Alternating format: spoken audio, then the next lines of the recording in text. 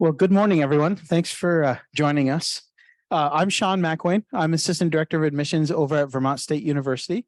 And let my co-presenter here introduce herself. Good morning, everyone. I'm Sarah Hobart. I go by Sally. I'm a Senior Associate Director at UVM's Admissions Office. So thank you for joining us. We're going to go through navigating the admissions process. Thank you for being brave and sitting in the splash zone. We'll try not to get you too much. We're going to go through a bunch of different slides. There's not going to be a whole lot of information on here. We'll try to fill in where there's gaps. If you have questions, please let us know. We'll have a section at the end to answer any questions that anyone has. But if there's a question that you just can't wait to ask, feel free to interrupt us. Let us know. We're happy to answer those. We also will have some questions coming in from the folks joining us remotely as well.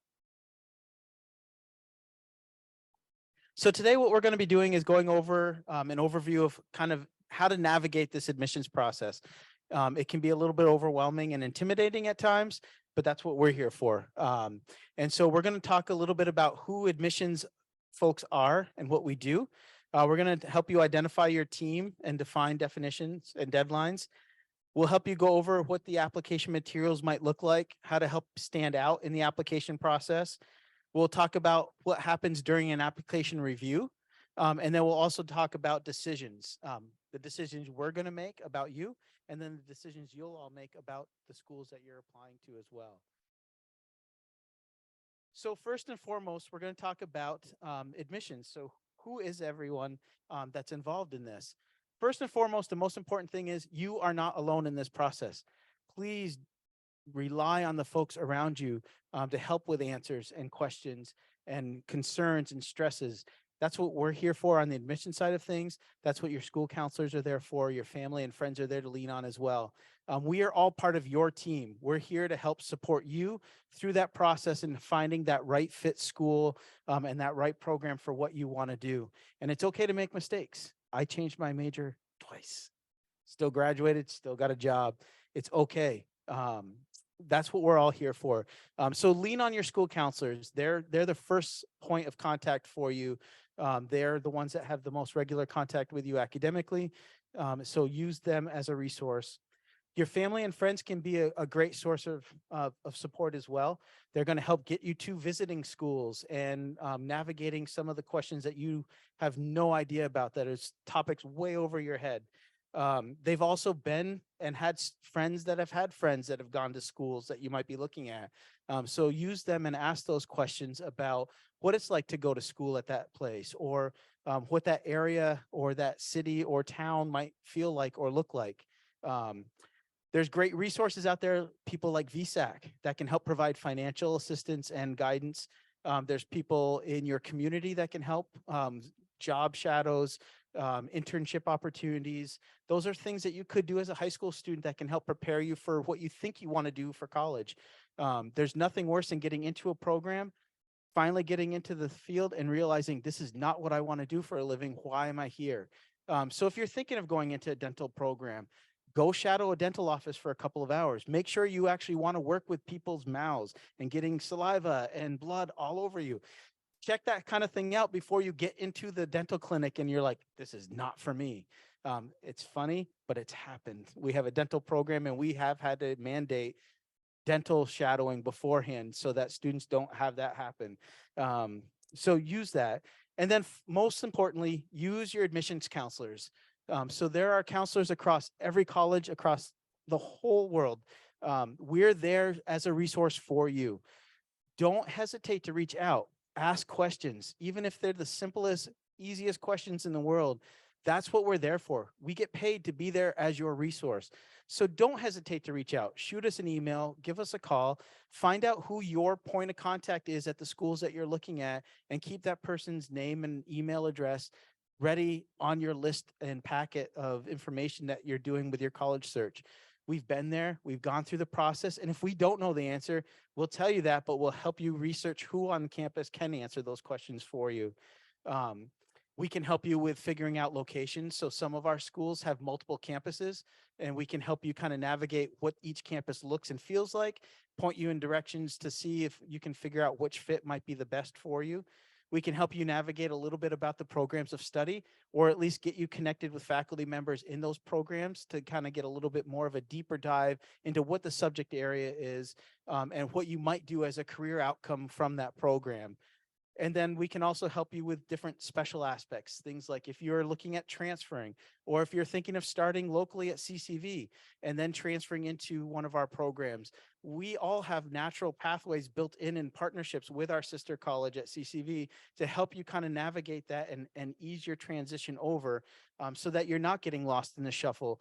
We have some of the schools will have a specialized transfer coordinator that can help you specifically with that process. If you're an international student, most of us also have an international recruiter that can work with those students to help you make sure that you've got the right paperwork that you need, to be able to get everything documented and done in time for starting in the fall as well. So utilize all of those resources as your team. That's what we're here for. It helps guide you along and support you in that process. When you get ready to start the process, the most important thing to think about is deadlines. Some schools will use what's called early decision. That is a binding decision deadline. It means you're going to apply early before other students. You're going to get your decision quicker and earlier than other students, but the expectation is that you are going to enroll at that school. So make sure you're not using early decision as I just want to get my decision quickly and find out. It is really meant for that top choice school. This is the school that you really want to be at. You want to get the process done quick and early. That's a great opportunity for you through that. There's also early action. That's non-binding. So some schools will offer opportunities for you to apply as soon as the applications go live, and they'll get decisions out to you at a set deadline date, a little bit earlier than the general public would. Regular decision would be just like it sounds. You apply when the applications are up, you'll get your decision, and then you'll have till May 1st to make your decision to enroll. And then there's other schools that'll offer things like rolling admissions. And what rolling admissions is, we utilize that at Vermont State. Students apply whenever they want. Within a few weeks, you'll get your decision, and you'll have typically, depending on the program, anywhere from a few weeks to May 1st to deposit and make your decision. So there's a bunch of different deadlines. Talk to each school that you're looking at, find out what their deadline type are, write down, keep track of that, get a binder, keep everything organized. It makes your life a lot easier at the end. But track what kind of decisions they have, what one makes the most sense for you for that school, and kind of go with that. You guys have a little bit different application style than we do. Did you want to talk at all about early decision, or did I cover enough of that? Okay.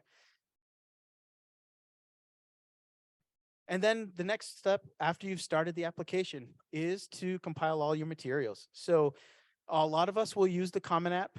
There's also the Coalition for College application process. Most of us also have school-specific ones. Some schools are going to care. So when you are visiting and talking with folks at the schools that you're applying to, ask. We have our own personal application, but we don't care if you use ours, use Common App. Doesn't matter. It all comes to the same place for us. Some schools will care and want you to use their own individual application. Just check, make sure you're doing the right one for each school. Most of the schools, though, that you're going to be looking at, most all of us will use the Common App, and it's easier to just do one application and submit it through. All applications are going to come with a fee, but most of us will offer fee waivers. Ask about that when you visit the colleges.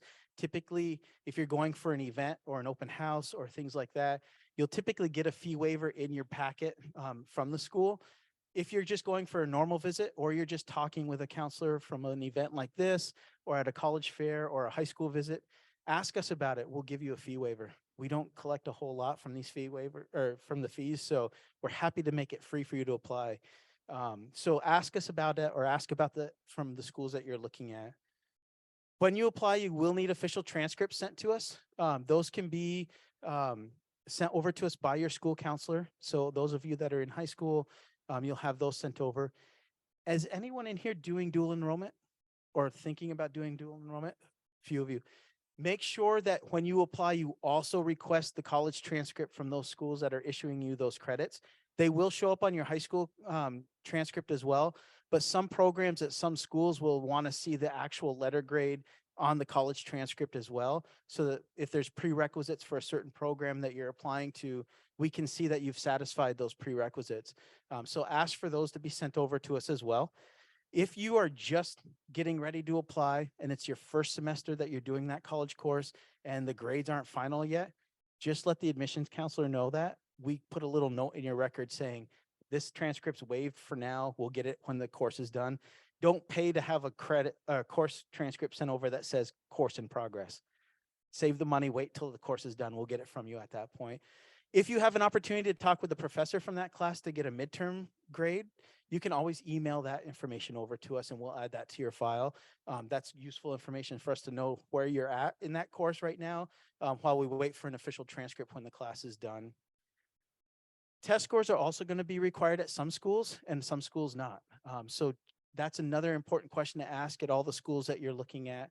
Ask if they are test optional, test choice, or if they require testing and what type of testing they require. Certain programs might require not only the traditional ACT or SAT, but they might want subject test as well. So make sure you're asking at each of the schools that you're looking at what specifically will be required for testing. If it's test optional, recommendation is don't send the test scores.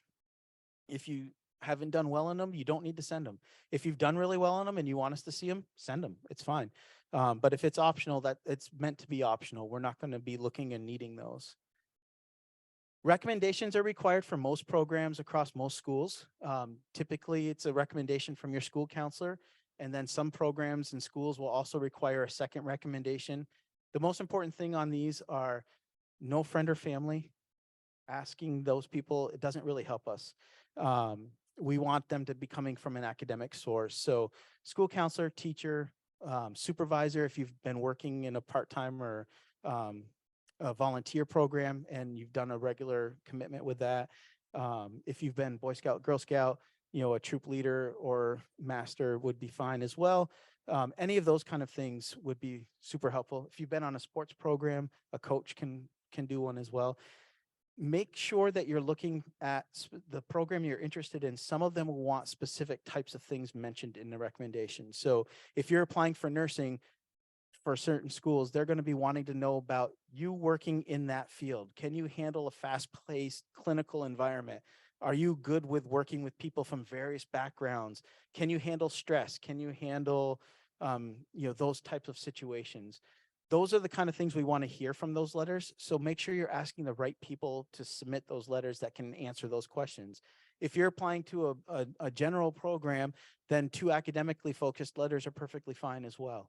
But check with each school to make sure that you know how many you need, what's required, and if there's any special kind of caveats to what is included in those letters before you get ready to submit those through.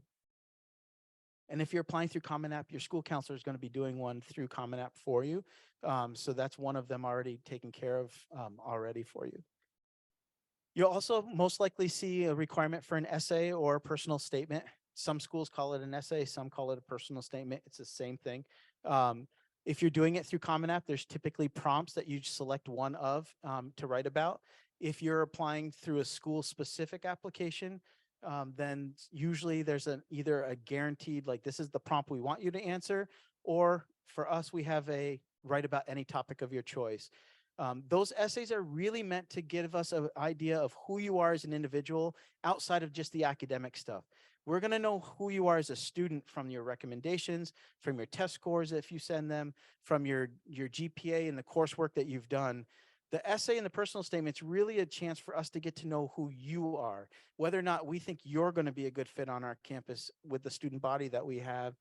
It gives us an insight a little bit to your personality, what you're interested in, things that you like.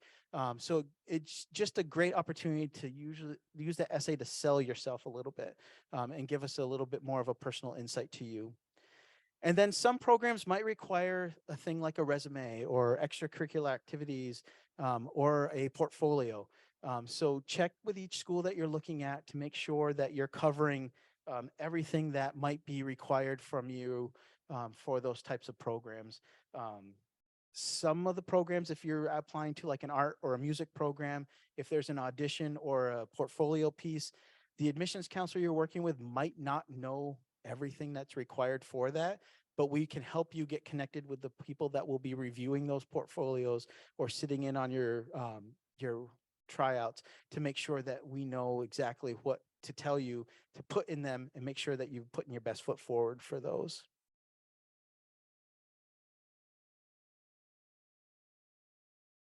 Thank you, Shawn. So did you have a question here? Sure, I might as well take it.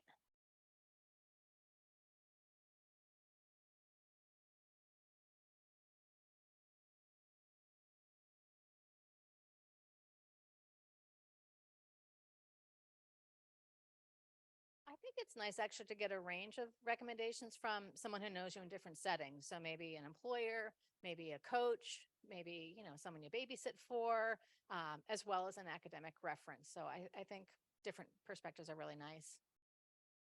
Yeah.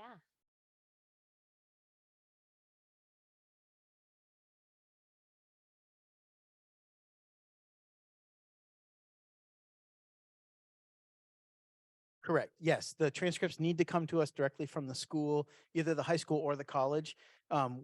The only time we can accept the transcript coming from the student or the family directly is if it's still sealed from the registrar at the school.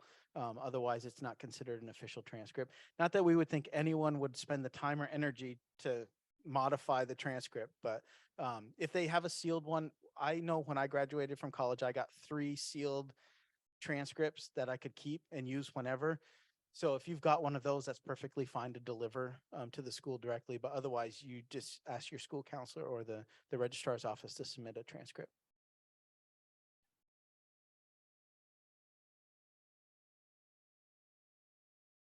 Oh, sure. Sure. Yeah. So the first question was about recommendations and whether or not a job supervisor would be an appropriate one. And then the second question was about transcripts, whether or not they could be submitted by the student or family, or if they had to come directly from the school. All righty. Well, we'll move along. Well, I'm Sally. Thanks for being here. This is sort of like part 2 of our tag team presentation. It's really great to see faces. We have been really busy in admissions committee at UVM, and admissions offices around the country are finalizing decisions. So we spent a lot of time in committee. So it's great to see you and talk about the admissions process, because it's very fresh to me what we've been seeing in committee and how to enhance your application. So a big piece that we zero in on the application is the academic transcript. So we spend a lot of time looking at what you've done over the course of your 4 years in high school. How many schools have you attended? Have you changed schools? Has the grading system changed within your high school? We've seen a lot of different variations, of course, over those 4 years. Most schools have what's called entrance requirements. Some are required, some are recommended. So as you're looking at different colleges, read what the schools are expecting in terms of academic preparation.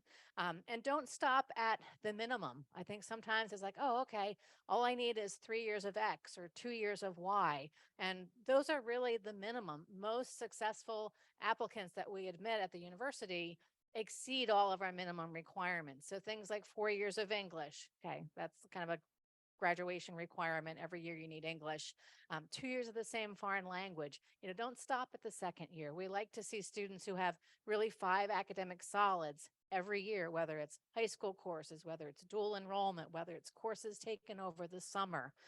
So we look at trends in your grades. We make sure that you have met the entrance requirements, but really exceeded them. So things like, as you're putting together your schedule for next year, if you're looking at your math sequence, don't stop at algebra 2 and say, oh, that's all I need. We really look to see students taking math every year, taking a foreign language, taking an advanced science, taking rigorous courses. If you're looking at a major in the engineering field or math or the health sciences, you're going to see more math and science. So don't think like skating through and then ending with algebra 2 and just a year of bio and chem is enough. You'll do so much better the first year of college, having had big survey courses, understanding the concepts, they'll be familiar to you. So it's not just that we're selecting the most competitive applicants in terms of the academic rigor, but we also are working to set you up for success. So Don't be afraid to stretch.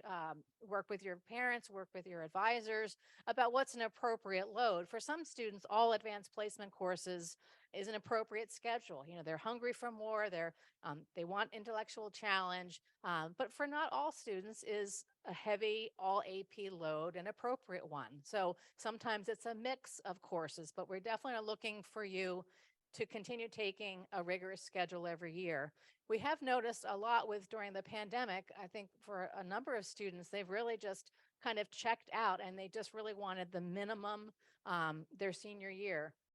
And that was, really sad in looking at that because they really had shortchanged their experience and their preparation. And so for some students, we just didn't feel like they were yet capable because there were big gaps in their record. So if you're nervous about schedules and courses, talk to your teachers, talk to your counselors. There's a lot of ways that students, can catch up too by taking courses over the summer. CCV is a great option all over the state. It never, it's never going to be like a permanent thing. We have students who apply multiple times to UVM. So it's not like it's a one and done sort of thing. And I think there can be a lot of anxiety about applying to colleges and what's the right fit and what if I don't like it. We're a very friendly transfer school, and many, many schools accept lots of transfer students. So don't be worried to get it right. Things have a wonderful way of working out. So put your best foot forward when it comes to your academic preparation. I don't think I need to belabor that point, but course selection really is important. So we look at that. There's materials out at the tables there. I left them and Shawn left his material. So pick them up or go online to look at them to see what the course selection requirements are. They're things like 4 years of English, at least 3 years of science, at least 2 years of the same foreign language, at least 3 years of math, algebra 1, geometry, algebra 2, and a fourth year is highly recommended, if not required, in many of our areas in business, in engineering, et cetera. 3 years of a social science. So those are kind of the baseline requirements. Some majors require more, specifically in chemistry and physics and whatnot. So academic preparation is important. The essay can really be the soul of the application. It's a really important piece. It's one of the pieces that you can share with the admissions office, something about yourself that maybe we don't already know. We know a lot about you through your transcript, through like maybe a resume that you included, but I always think of the essay as kind of the soul of the application. So there's a lot of creative prompts that admissions applications have. Some are kind of bizarre questions. Some are really esoteric. Some are really matter of fact, or why an interest in a certain college. So capitalize on the essay. It's a writing sample. It's a window into who you are. And so we look at it in all of those kind of angles. That's really important to us.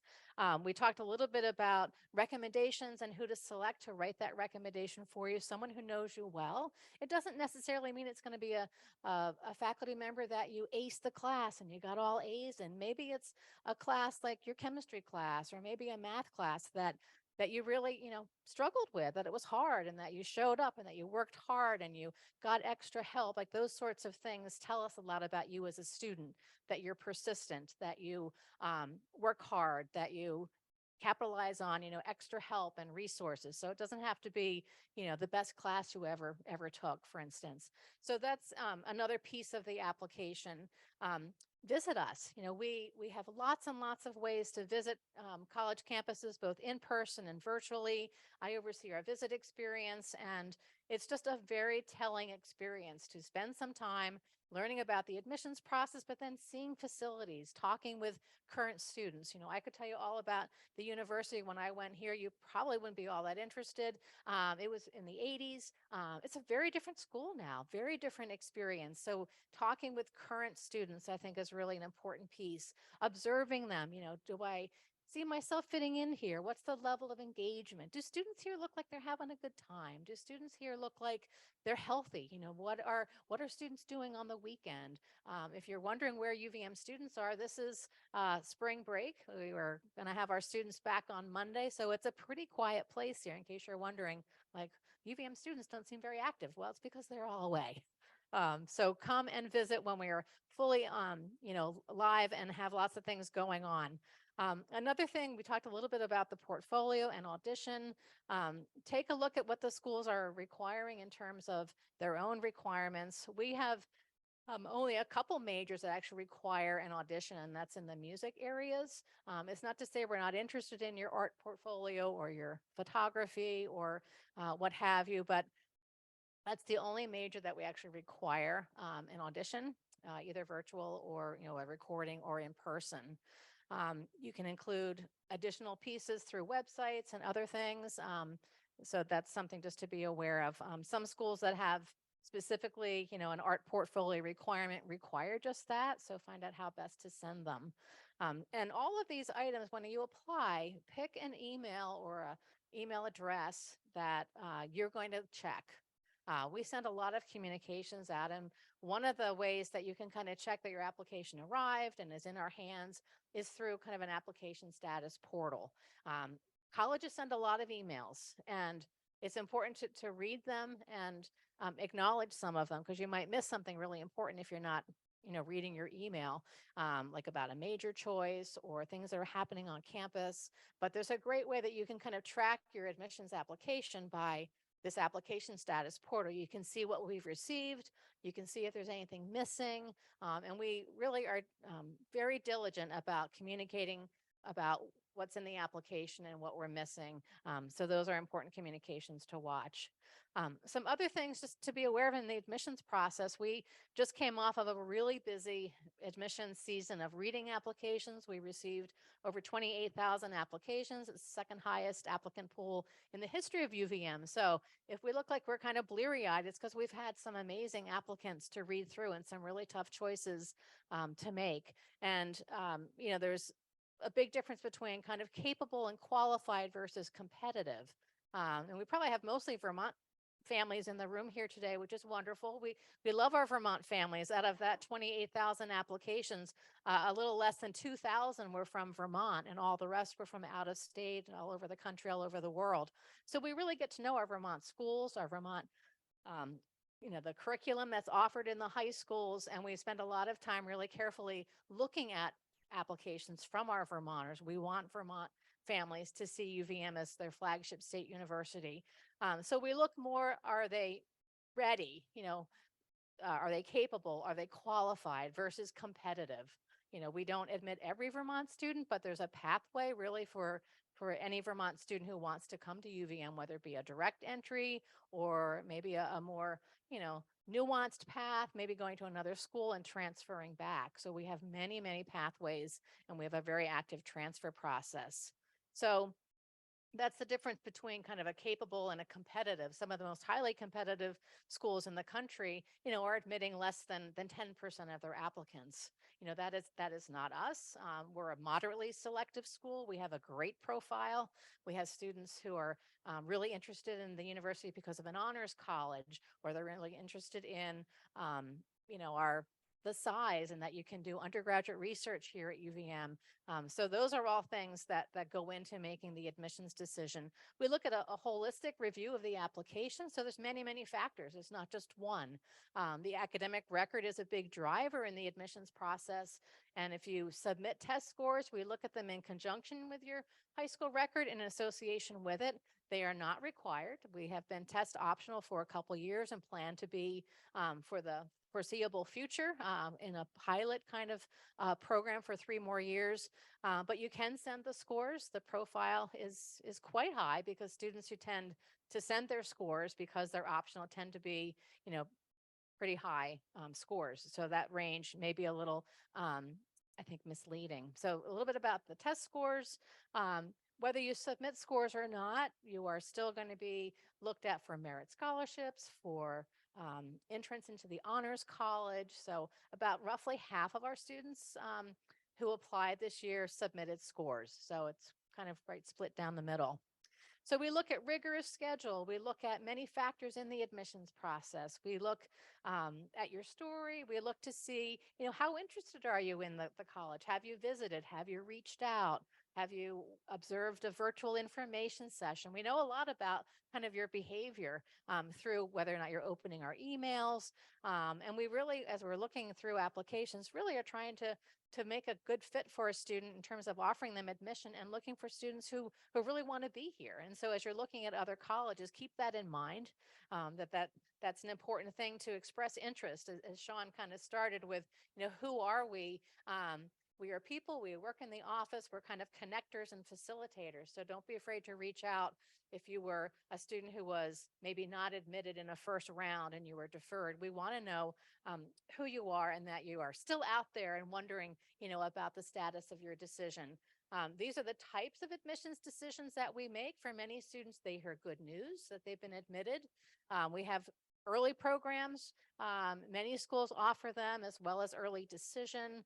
We release decisions usually around the middle of December, so that hopefully good news before the holidays and before the break. We also have a second deadline of January 15th, so a little bit later in the process. If you wait to apply later, you often will hear later from the admissions offices. We have set dates when we release decisions. Some schools actually do what they call rolling decisions, which is they release decisions more often than maybe one or two different set dates. Other types of decisions there are on the application, and whether it's Common App or the application unique to the school or the coalition, a place where you can put a second major. So if you're listing a major choice of engineering and math, for instance, it would behoove you to put a second major choice, maybe in a less math and science oriented major, so that it gives you the opportunity to maybe be viewed underneath a different lens, which is maybe not as much of a math and science required kind of program. So sometimes we'll admit a student to another major choice if we think they're really just going to have a better start in a different college. And we do that because at UVM, the curriculum is really flexible. Students change their major often. We have really great advising. We have a career center right here in the Davis Center on the second floor to really help students in different interest groups. So it's not at all uncommon to start undecided. Our faculty often say that you're multi-interested. It's not that you aren't undecided. It's that you have lots of interests, and we have great advising that help you hone in on your area and pick your major, maybe add a minor, maybe do a study abroad program. Really, we want you to do all these things in 4 years. So that's a little bit about kind of how we might use the second major choice. Undecided is totally fine to apply to, so don't think that that's looked upon at all in a negative way. We have 7 colleges and schools here, and undecided is an option in many of them. Some students get what's called a waitlist decision. These can kind of be a disappointing decision when you're hoping to be admitted, but a waitlist decision means simply it's a waiting process, that you were a capable, competitive applicant, but maybe not as competitive as maybe the rest in the applicant pool. And so we had to offer a waitlist space because we ran out of room and we're concerned maybe about over enrolling. So a waitlist is a possible outcome. If you're waitlisted, there's a process where you can accept that waitlist position. So if you really want a chance to be admitted to that school, make sure you're formally accepting the waitlist. It's usually like a click on the computer that says you want the waitlist. And then as we get closer to the 1st of May, which is the common reply date, we begin to kind of check and assess whether or not we feel like we can release any more decisions from that group that's on the wait list. So the whole process kind of makes this lovely turn. You apply, we admit you, and then now we're waiting. We're on the other end wondering if you're going to accept our offer of admission leading up to the 1st of May. Another decision that is sent is a deny decision. Not a great decision to get in many ways, but at least you know where you stand. If you apply early, knowing that you were not accepted at various schools does help you sort out other options, and there's many. And denies are usually not final, that there's many, many other avenues in, and we have students who reapply. We advise them, they go to another school, they do really well, they get some of the foundational courses that they need or stability, they apply as a transfer student, and we admit them the next year. So that's certainly a very possible scenario. A defer decision. Anyone know what a defer decision is? So if you apply early, November 1st, all Vermonters can apply for free early action. We waive the $55 application fee. You might get an admit decision, you might get a deny decision, or you might get a decision called a defer, which is an indication that we're still actively considering your application and do something like whether that's writing a letter to express your interest in the school, focusing on getting good grades your senior year will be really important. You could write a letter of interest. Many defers become admits later, so it's really just maybe wanting a glimpse more of your senior year. Or, oh, you want the business school, we had a little slow start in math, let's see how they're doing in pre-calculus this year. Maybe we don't have any senior grades, or we only have a quarter.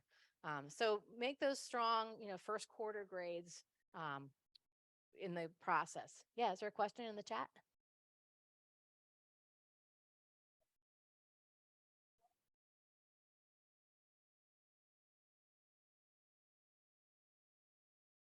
Good question. So the question is about if you get a defer letter, does it say what to do? I think it depends on the school, but we often in our letters suggest like contacting our office. And so those are a number of ways you can do it. You don't have to call, you can email, you can write a letter of interest. And now there's incredible capability in a lot of the portals and the platforms that colleges use where you can actually upload your own information right into your file. You could send a picture of maybe an article you wrote in the school newspaper, or you could send a letter of interest and just upload that right into your file, or you could pick up the phone and you could call us, or you could email us and we can have an exchange. But it's helpful to know that you're still interested. So that's a little kind of pro tip, is if it's a defer, like make some noise, and that's okay. And so just wanted to emphasize that. The other types of decisions are more rare. Sometimes we'll admit students on various conditions that you take X or Y. They're rarely done, but some schools do more of a provisional admission. And we also offered what's called a spring start. So there are times when we'll admit a student not for the fall semester, but we'll admit them for the spring term. And the spring term is actually when we have a little more space basically in the residence halls, as a lot of our students do a study abroad program. So there are students that we'd really love to admit. We don't have enough room in the fall, and we think they'd be a really good candidate for spring. So they could do a variety of things in the fall and then, start in the middle of the year. And we have a pretty large cohort of students who start in the middle of the year. And then it all leads up to the 1st of May, the common reply date, where schools assess, how their numbers are looking. Sometimes you can be a little short in certain majors, and that's where being on the wait list, even after the 1st of May, there may be a little action after that. That often can mean forfeiting a deposit or an acceptance fee at another school after the 1st of May. But that is something that sometimes colleges do. Yeah, a question here?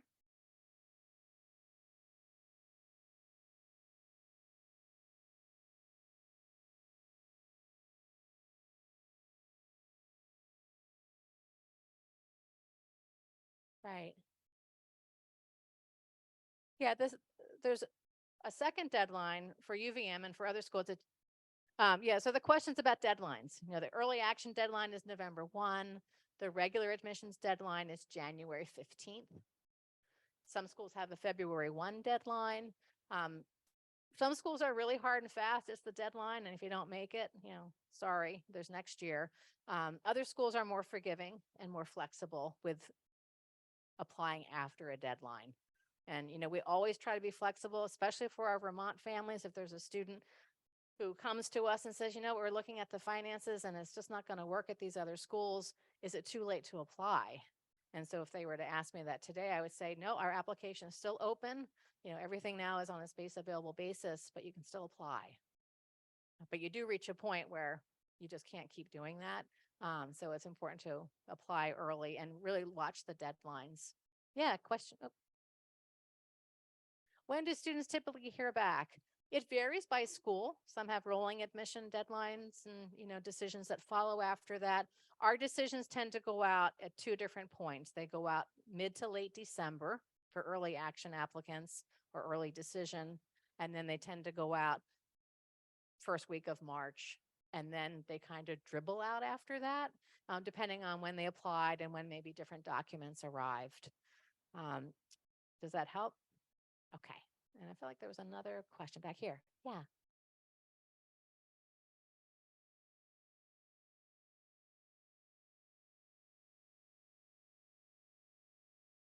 Yeah, so great question. It's about the difference between early decision and early action and maybe the advantages. Early decision is a binding commitment. So when students apply early decision and the deadline is for us November 1, some schools have different rounds of early decision. You're telling the school and you're signing a document on the application that says that the school is your first choice school. And if you're admitted, you're going to enroll. That's how much you want to be at that college. You'll withdraw your applications from other schools as part of the understanding, and you'll pay that acceptance fee by a certain deadline, usually, December 1 or sometime in the fall. Early action is non-binding. And so you can apply to, multiple schools. Early action, if you're admitted, you're not expected to pay the acceptance fee. You have until the 1st of May. You can still see your other offers. You can make some, decisions, look to see what other range of admit offers, scholarships, financial aid you've received, and then respond by the 1st of May. And you had a second part to that question about, are there things that we see in either application scenario? We're likely going to see your first quarter grades on your transcript. But the junior year is a really important year in the academic, cycle, because it's the full year of academic work that we see at the point when you apply. So make your junior year a really strong year. That would be the best scenario and the best advice I can offer you. But senior year, sometimes we'll see a glimpse of it in the beginning, and that can help. And sometimes we'll wait just to see more of how the senior year is going for you. Yeah, question here.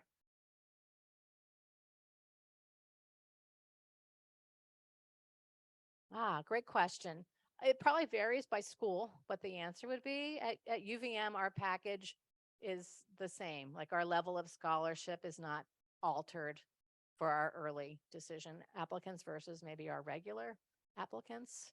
And when you apply, you're automatically considered for scholarships, merit scholarships, honors college, those sorts of, honors programs. Financial aid is another whole process that VSAC does a great job explaining about, filing with the FAFSA form, and financial aid is based on a whole, methodology that's related to, income and family assets. Yeah.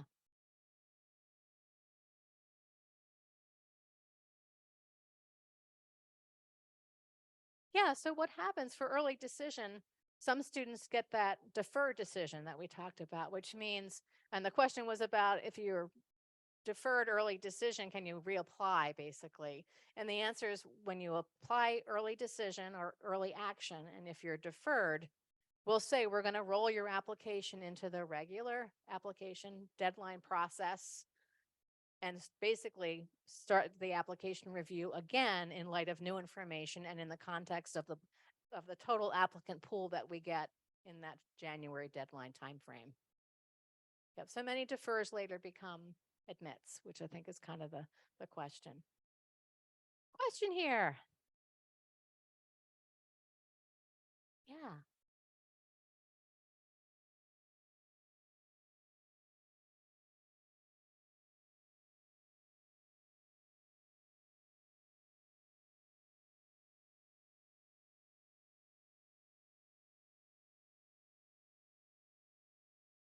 Yeah, so great question. So I'm going to summarize it for you.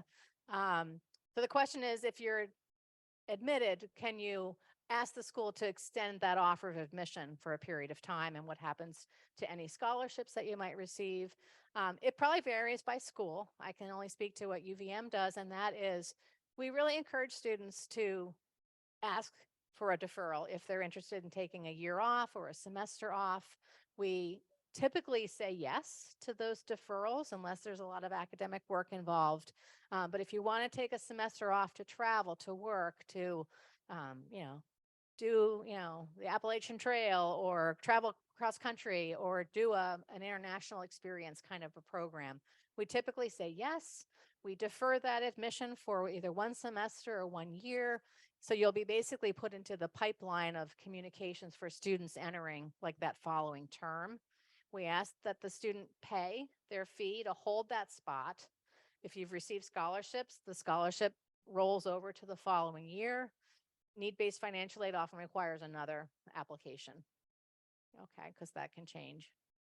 Great question. And I wouldn't say we're seeing more students defer, but there's a lot of options for students to do a variety of gap programs. And for some students, it's just what they need. They just need a break. They want to do something different. And don't worry about them not returning, because students often come back even more focused, more energized, more excited about school. And so the gap year is an interesting year. Yeah.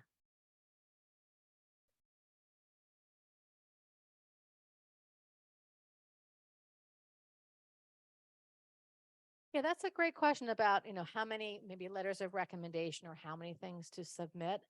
I think it's helpful to have a couple different references or recommendation letters at the point when we're reviewing the application for the early action program, for instance. If you're not admitted early, then I think additional information tells us more about you, tells us that you're still interested, you're hanging in there. Maybe a recommendation from a teacher the senior year or an employer or a coach, but a different a different essay or a different recommender. You could send another writing sample in. I wouldn't send like 10 letters of recommendation, but something that's updated is something new. And I think a letter from you explaining, why you're interested, were you disappointed, what would you add to UVM or to add to that school that you were deferred from would be a really wise thing to do. I think we're about out of time.